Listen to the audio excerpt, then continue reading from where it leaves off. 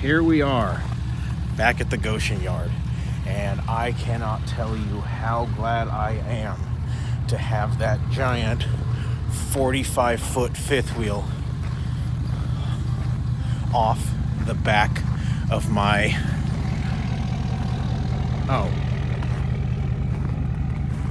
we have another 45-foot fifth wheel. Went from a 2019 Momentum Momentum by Grand Design to a 2021 Voltage, both 45 foot. So that's awesome.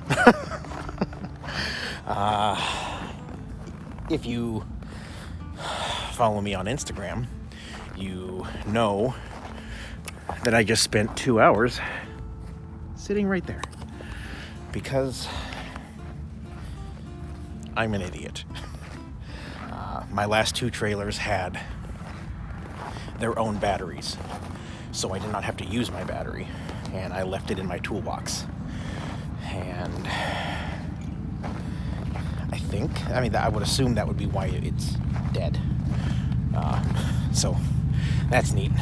Conveniently, there happened to be a driver that works for Horizon that was really close by, zipped over here, and we hooked his jumper cables up to my battery, or my jumper cables up to my battery to his truck. And that let me get the jack, because I had one jack that was up and one jack that was down. I couldn't get out from underneath the trailer, obviously, because of that. So that's neat, right? Just trying to find right here. So this says this is 15,800 pounds. So by that metric, even if I did not have a CDL and I did not have an ELD, I could pull this, because my truck weighs 10,180 pounds when fully loaded. So 10,180 plus 15,800 puts me at 25,980. That's assuming that tag is accurate. And as we have seen before, that is not always the case. Anyway, I promised you guys I'd make it down to the Amish Walmart, and I don't know if there's anyone sitting down there waiting for me or not, but I'm gonna get going, and I'll catch you guys tomorrow.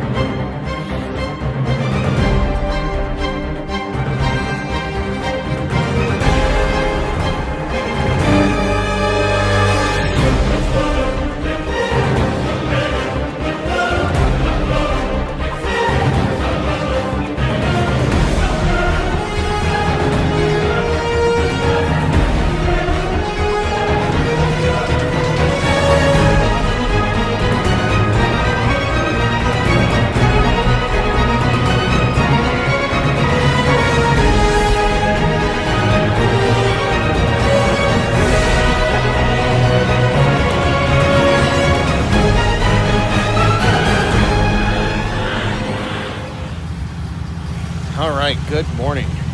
Just spent about 20 minutes talking with one of you. Awesome.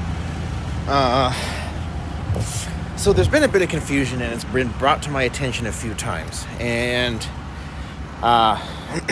this is a personal issue that I have, where I will know what I'm trying to say, I will understand what I'm saying, and it comes out of my mouth incorrectly, or the wrong thing is said.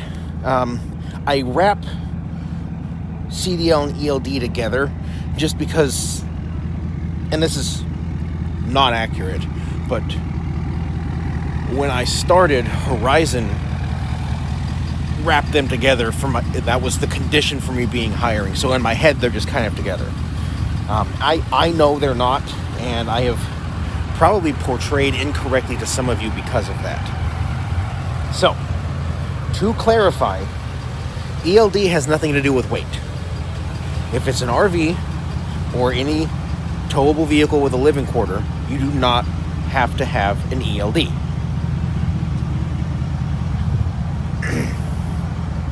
So you could have,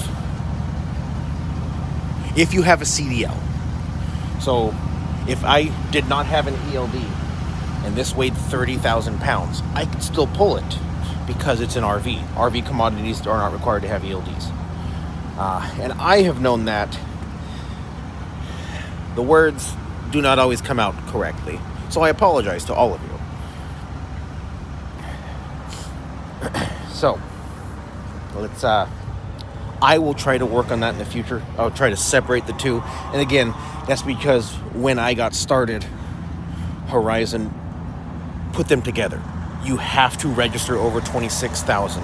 You have to get apportion plates, and you have to have an ELD. Now, there's argument back and forth on whether or not that is the case. And that, I don't know. I can't answer. I think it's incorrect. Again, we go back to the office people, not that they're being malicious or not that Horizon doesn't care, just they're not being trained properly. And it happens. We're humans, you know? I've made plenty of mistakes. I just admitted another one to you guys. And when I was active duty, I still made mistakes. Hey, you know, I was a 12-year experience E6 and I still made mistakes. And I would own it, you know? Hey, sir. Hey, Gunny. Hey, whatever. My apologies. I screwed that up. So, anyway. Streetwalker's all warm. It's time for me to get on the road. Let's see if we can make it to Grand Island tonight. I'll catch you later.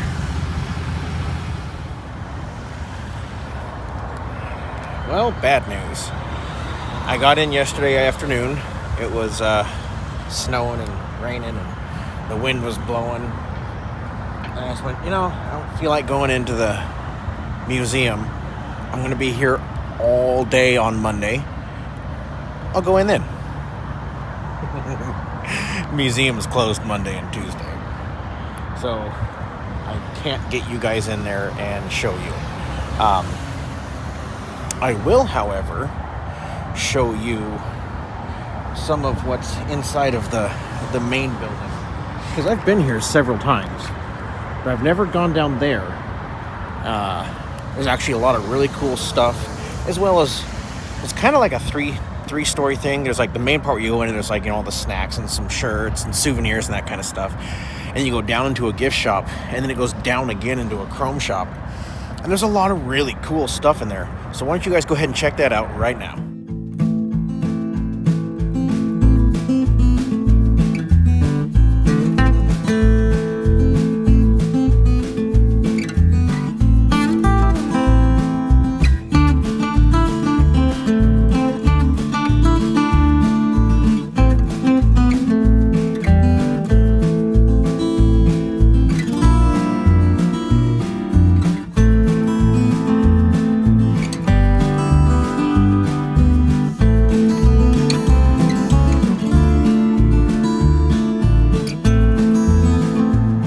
Okay, so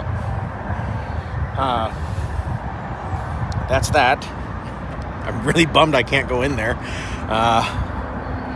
next time. At least now I know Monday, Tuesday, not open for business. So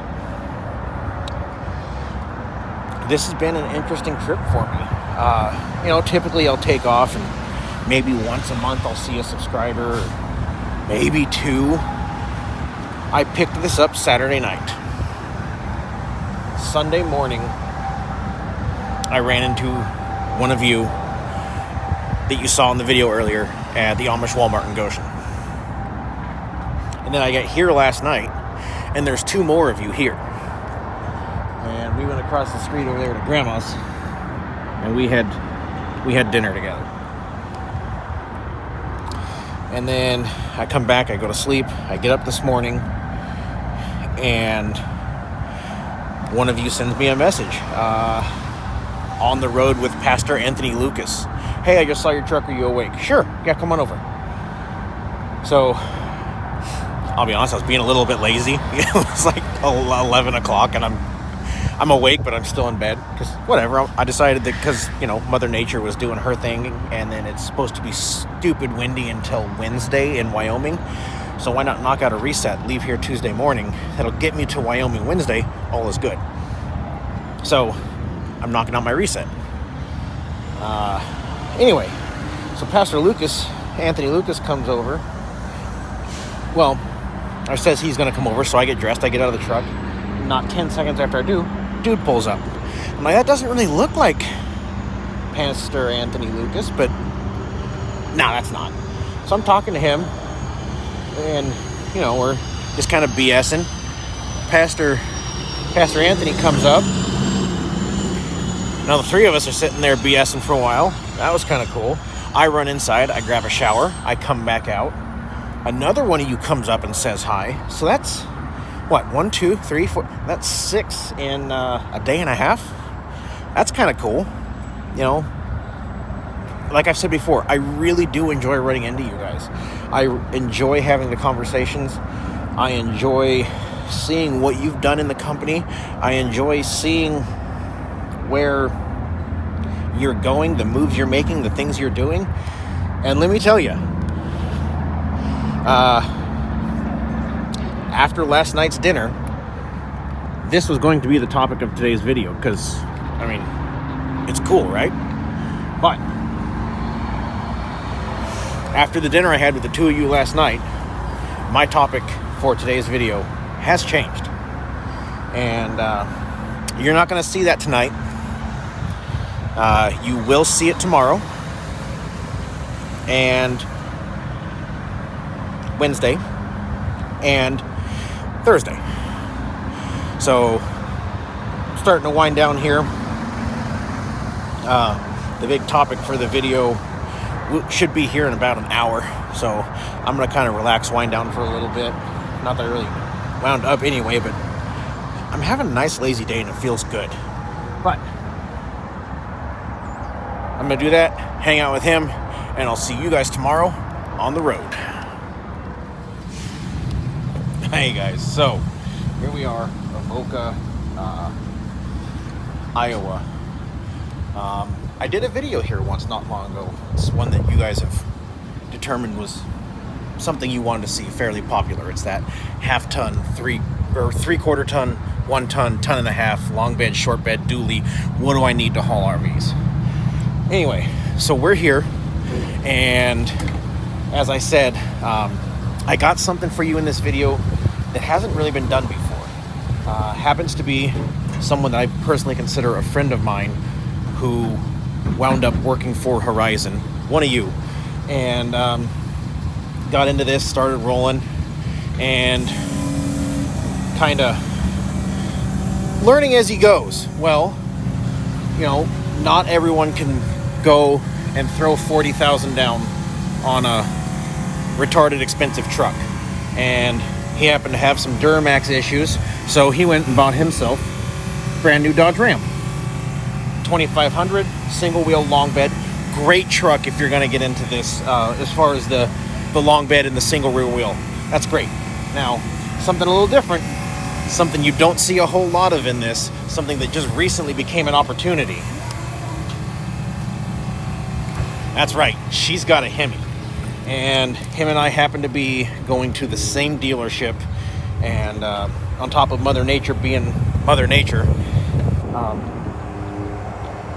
he was going east into Indiana to pick this unit up.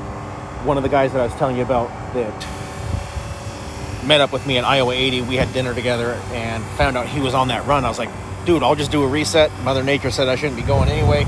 So go grab that, come back, and we'll run. So this is Mac. You're going to see him for the next few days. Because it's a gas, he's getting horrible mileage, so he's transferring his fuel over, and we're going to go and grab something to eat and catch you guys somewhere down the road.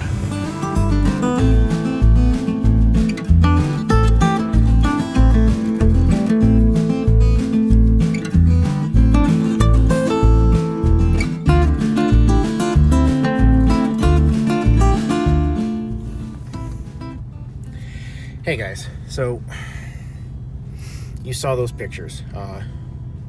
There was a lot more than just those. Those are the ones that I saw with enough time that I was able to safely get the camera on my phone turned on and get those. I hope no one was hurt.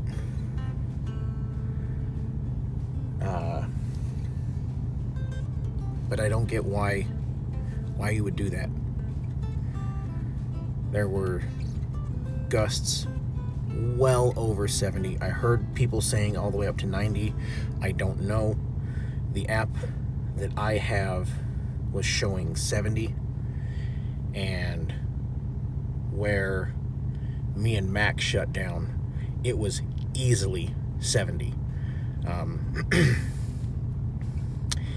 He had to unhook from his trailer, and I stayed there with both trailers while he went to get stuff to do an oil change on his truck, because he was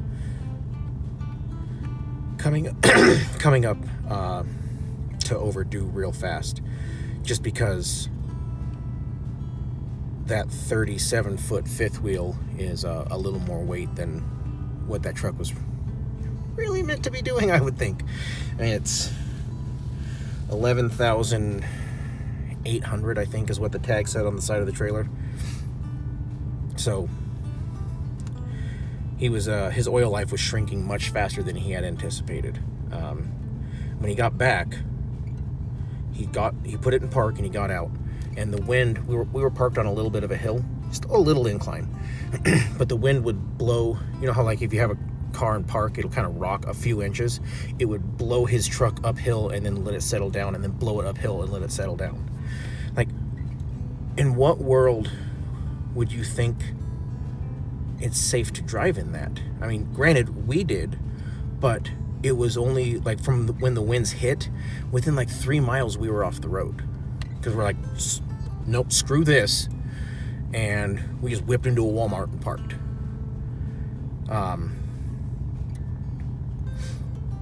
But that was in Sidney, Nebraska. Those pictures were taken west of Laramie. So people went through Nebraska and all of that, through the western Nebraska. And then they went through the beginning of Wyoming and decided, I can get this. And anyone who's been transporting for any length of time knows that west of Laramie, it's always worse. So again, I hope no one was hurt, but why would you take that risk? I get it, we're all chasing the dollar out here, but I don't know. I've just been thinking about that all day, because that was 2 hours into our day when we saw that, and I don't know, kind of just makes you think, are they okay? Did they make it? That first one, what you couldn't see was right on the other side of that camper, the truck was still there, and the cab was almost flattened down to the window edge. I don't know. Again, I hope they're okay, but I don't know. Anyway, so that's why we didn't film anything last night. And then we had a very small window to get through the weather today, so we didn't take the time to film, because we also had to change his oil, which was awesome. I tried to get a little clip of that, and it ended up horrible. I didn't notice that the oil had splashed and had it all over the lens, so the footage was basically useless, so I just deleted it.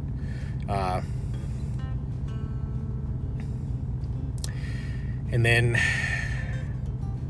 everything just, it's been rain and snow and then wind, and everything just kind of calmed down like a half hour ago, but he's in bed. I'm gonna be going to sleep here in just a second, just letting the streetwalker sit here and put a little bit of warmth back in the cab, because it was so cold that we just screw it, and we went inside the little diner here and just kind of sat for a couple hours and ate and didn't sit out in the cold. Anyway, hoping that we'll be able to catch a little bit of a break somewhere tomorrow, where we can kind of go over the things that I've wanted to go over. We've been taking notes, so we know what we're going to cover with you guys as far as the difference between the two trucks, but it's just a matter of finding the time. So we'll see if we can get that, and catch you guys tomorrow. Hey guys, so Mother Nature has not been nice this entire trip. You saw Mac for that one little bit, and then we hit wind that night. Like I said, and just a little bit ago, it was violent. And when we parked the next night, there was some wind and rain. So the rain wasn't too big of a factor, but there was some wind, so the audio was turning out pretty bad. So couldn't get the chit chat with him.